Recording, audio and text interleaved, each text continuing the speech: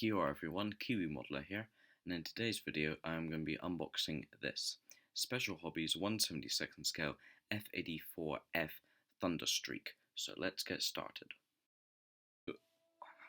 On the front of the box we have this really nice image actually of the Thunderstreak flying over the countryside.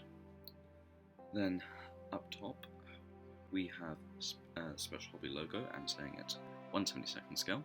Down here it says an F-84F Thunderstreak, US Swept Wing Thunder.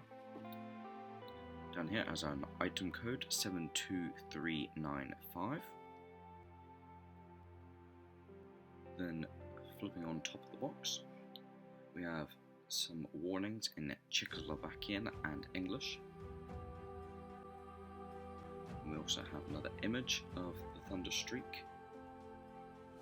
And then we have some places where you can contact Special Hobby. On the sides we have pretty much the same on the front of the box, and we have a barcode. And then the same on the other side except in grey. On the bottom we have our three different paint schemes, another image of Thunderstreak, and then there's nothing on the back of the box. So on the inside of the box we have our instructions, our masks, parts, and finally decals. So first we'll start off with the masks, and this is actually pretty interesting because I've never built a kit, or have a kit actually, that comes with masks already. So that's pretty neat that Special Hobby have done that. So just take them out of this little bag. So here they are. They're basically just masking tape, just cut into form so that you can put them onto your model. They feel pretty good. You got this little card backboard for it, that doesn't really matter. Then here's the instruction for them. So you get masks for the wheels and the canopy. Take note, you also need to use some liquid mascal for the canopy as well. So you need to get some of those. And then you also have this list on the back for 1/76 scale, 1/48 and 1/32 scale kits that Special Hobby provide masks for. So here are the decals.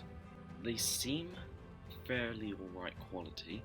I don't know much about Special Hobby matte decals, having never built a Special Hobby kit before, but they look alright. They feel a bit thin and the colouring does look slightly faded. Only time will tell on how these go onto the model. So here are the instructions. We have a nice side profile of the F-84F on the front, and then we have some information about it in English and Czechoslovakian. Opening it up, we are confronted with a sprue map. Also on it, as you can see, there's some red X's. Those are all the parts that you won't need to use on this kit, so like rockets and some of the drop tanks and stuff, bombs. On the next page we have our starting the assembly. So we begin by starting the assembly of the air intake, and then the cockpit, which looks quite well detailed actually, then the engine, then putting those three pieces into the fuselage, closing the fuselage up. And then we seem to have two different options for the vertical stabilizer. And then there's this backboard here that needs gluing in place, and the nose. Next, we're putting in the chair, and this piece here, which if you're doing marking A, you'll need to make sure that you glue the piece in there. And then we have our wing assembly. The wing comes in three different pieces: top, bottom, and then this middle piece for wheel wells. Then we glue our horizontal stabilizers on and our wings. Next, we are gluing in our clear parts. So for our clear parts, you have two options for the canopy, a open and closed one. I'm probably going to go for the opened, show all the detail inside the cockpit, because there is actually quite a bit of detail in it. Then we have our sub-assemblies, which are the landing gear. Also, if you take note, you need to put some nose weight in this kit because it is a tail setter. Then we have our options for payloads. We also have a nuclear wing pylon, which is pretty interesting for a nuclear bomb because these aircraft would carry nuclear bombs. Next, we have our schemes. So, scheme A is a F-84F from 20th Fighter Bomber Wing, flown by Commander Cole A.G.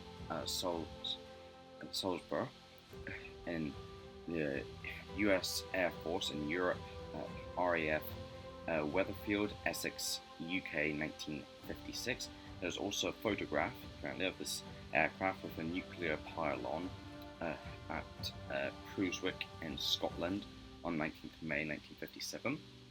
Scheme B is an F-84 of the 401st Fighter Bomber Wing, flown by Wing Commander Van Etten, Tactical Air Command, U.S. Air Force in Europe, UK, 1956. And that has got a nice checkerboard tail, actually. Also, take note with the paint schemes. The first one, Scheme A, it has a natural metal finish with some olive drab bits for the wheel wells, black for the tyres, a grey bit on the tip of the horizontal stabilizer, and vertical stabilizer, sorry, and some red components on it as well. Same with the with Scheme B, except it doesn't have the red. And then finally, on Scheme C, we have this nice blue one. That is an F-84 of the 405th Fighter Bomber Wing, Langley Airfield Base, U.S. Air Force, Louisiana, USA, 1955. And here it says, on the 24th of September, on taking off for a training transatlantic flight to England, 4 jets of the 511th crashed, killing their pilots. The remaining 11 jets made it to Europe, including Lieutenant Robert Boynby, whose machine is illustrated here. And for this, you will need a natural metal color, so aluminum, a khaki color, black, grey, and also the sandy brown color for this one for the tip of the vertical stabilizer, because you need to mix the grey and the brown apparently for the vertical stabilizer. So now we're moving on to the plastic parts. So first we have sprue A, and that is made up of the 2 halves of the fuselage, the 2 horizontal stabilizers, some components of the landing gear, and the jet engine. So this kit actually looks pretty detailed. Like there's no excess oil from the molding, and this generally does look quite good quality. You can see all the different like panels and stuff, and the amount of detail in this kit is really nice. Next we have sprue B, which is made up of the 2 different halves of the wing, so the upper and lower surfaces of the wings. We also have 2 different versions of the vertical stabilizer. We also have the wheel well for the nose gear and a couple other components for that. And again, the moulding is really good and lots of very nice detail in it. You can see all different panel lines and everything. Next we are moving on to sprue C. So this basically has all the components for like cockpit, engine and landing gear on it. So like all our rockets, which we won't actually be using in this kit. We also have some pylons, parts of the landing gear, parts of the cockpit, and you guys can see the cockpit's really nicely detailed. We also have backboard for the cockpit and a really nicely detailed control panel. I don't know if you can see that, but the control panel is really nicely detailed. We also have the part for the nose gear, so it's quite complicated. And next we have sprue D, which is our payload. So we have, I believe there are 4 drop tanks on here. So these big ones here with the fins, those are the ones I'll be using. There's also these smaller ones here. I don't know if they're drop tanks or if they're bombs or something. Could be napalm bombs. And then over here, I believe that's a nuclear bomb, since you get a nuclear pylon in here. It must be a nuclear bomb. And then you also have a few different pylons and some other things. Finally, we have the clear parts, and the clear parts look actually pretty good quality. Like, they're not super thick. Look alright. You can see through them quite well, and I am probably going to have the canopy open on this kit, so it doesn't really matter how thick they are, you'll still see the inside. But yeah, they look alright. So, this kit actually looks quite good. Like, just looking inside of the kit, it looks good. As I said at the beginning of the video, I've never built a Special Hobbies kit before, and I don't know much about Special Hobby, but this kit generally does look quite good. And I know I haven't built it yet, obviously, but I'm already recommending it to people, so just have to wait to see until I get around to building it, and then I can see how good it is.